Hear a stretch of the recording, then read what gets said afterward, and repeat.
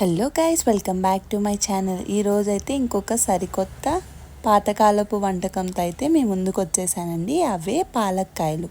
ఇవైతే పాతకాలం బామ్మల నాటి కాలంలో అయితే చేసేవాళ్ళంటండి స్నాక్స్గా. సో అవి ఈరోజు మనం ఎలా తయారు చేసుకోవాలో ఈ వీడియోలో అయితే చూపించబోతున్నాను. చూసారు కదండి ఎంత చక్కగా ఎంత మంచిగా వచ్చాయో. సో ఇది ఎలా తయారు చేసుకోవాలో చూసేద్దాం.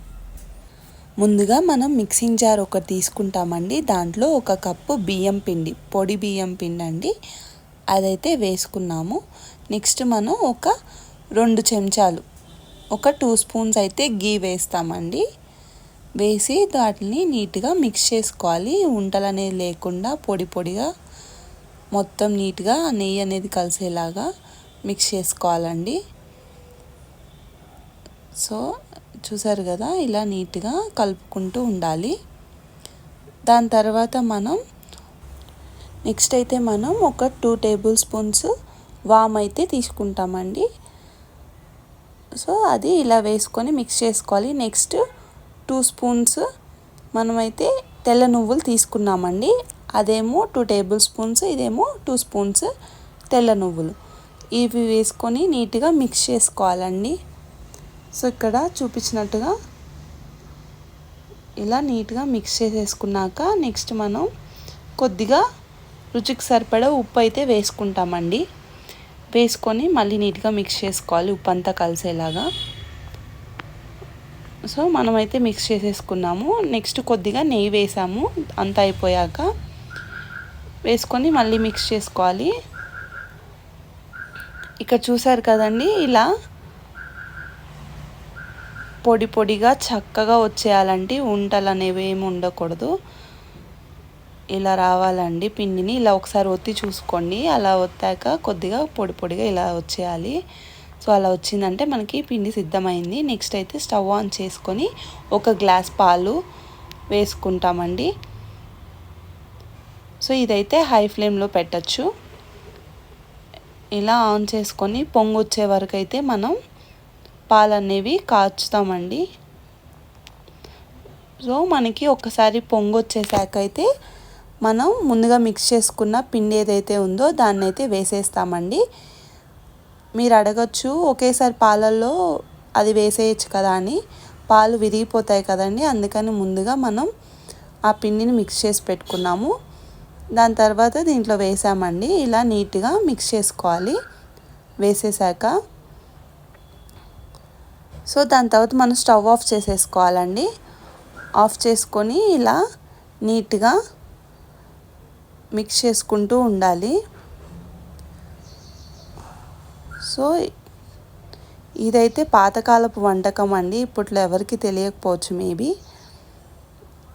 ఇది బాగుంటుందండి. ఇలా మనం కాసేపు మిక్స్ చేసుకున్నాకైతే మనం ఒక 20 మినిట్స్ మూత పెట్టేస్తామండి. అది బాగా మగ్గనివ్వాలి. సో ఇలా 20 మినిట్స్ అయితే పక్కన పెట్టేసుకుంటాము. నెక్స్ట్ మనం ఓపెన్ చేశాక పిండి అయితే చాలా మెత్తగా అయిపోయి ఉంటుందండి. సో ఇక్కడ మీకు చూపిస్తాను చూడండి. ఇలా నీట్గా అన్నేసుకున్నాక నెక్స్ట్ అయితే మనం వీటిని ఇలా చిన్న చిన్న బాల్స్ లాగా చేసుకుంటామండి. చూసారు కదా ఎంత నీట్గా వస్తుందో, చక్కగా అంటుకోకుండా ఇలా అయితే నీట్గా వచ్చేస్తాయండి.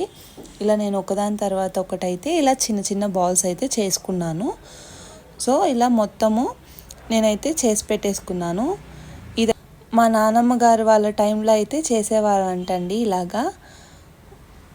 చూసారు కదా ఎంత ఈజీగా చక్కగా అయిపోయిందో. ఇలా అన్నీ అయితే నేను బాల్స్లా చేసేసుకున్నాను. నెక్స్ట్ అయితే నేను స్టవ్ ఆన్ చేసుకొని ఆయిల్ అయితే హీట్ చేసుకున్నానండి.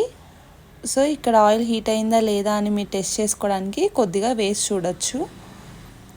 సో ఆయిల్ అనేది బాగా హీట్ అయ్యాక మనమైతే ఒకదాని తర్వాత ఒకటి నీట్గా బాల్స్ అనేవి అయితే వేసేస్తామండి.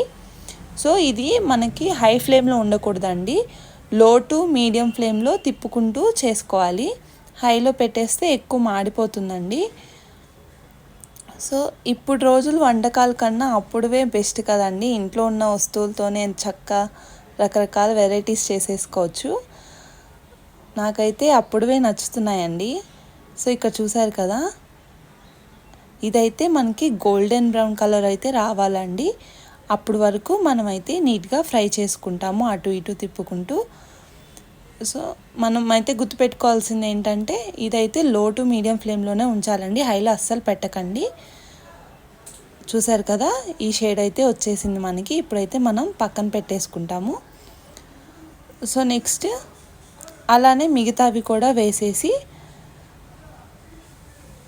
ఇలా హీట్ చేసుకుంటామండి గోల్డెన్ బ్రౌన్ వచ్చేలాగా. ఇవైతే చాలా బాగున్నాయండి టేస్ట్. మనం ఇక్కడ ఏం స్పైసెస్ యాడ్ చేయకపోయినా సరే బాగున్నాయండి. మీరందరూ కూడా ఇంట్లో తప్పకుండా ట్రై చేయండి. ఇంకా ఏమన్నా ఓల్డెన్ డేస్ రెసిపీస్ కావాలంటే కింద కమెంట్ సెక్షన్లో కమెంట్ చేయండి. చూసారు కదండి నేను చక్కగా ఎలా వచ్చేసాయో. సో ఇవి మీరు కూడా ఇంట్లో తప్పకుండా ట్రై చేయండి. చాలా సింపుల్గా అయిపోతుంది, ప్లస్ అన్నీ ఇంట్లో దొరికే వస్తువులేను. నెక్స్ట్ అయితే మనం ఒక సర్వింగ్ బౌల్లోకి సర్వ్ చేసేసుకోవడమే. నేను చక్కగా తినేసేయచ్చు. ఈసారి అయితే ట్రై చేయండి ఈవినింగ్ టైమ్స్లో. ఇది ఒకసారి చేసి ఎలా వచ్చిందో నాకు కింద కమెంట్ సెక్షన్లో కమెంట్ చేయండి. మీకు కానీ ఈ వీడియో నచ్చినట్లయితే please do like, share and subscribe to my channel.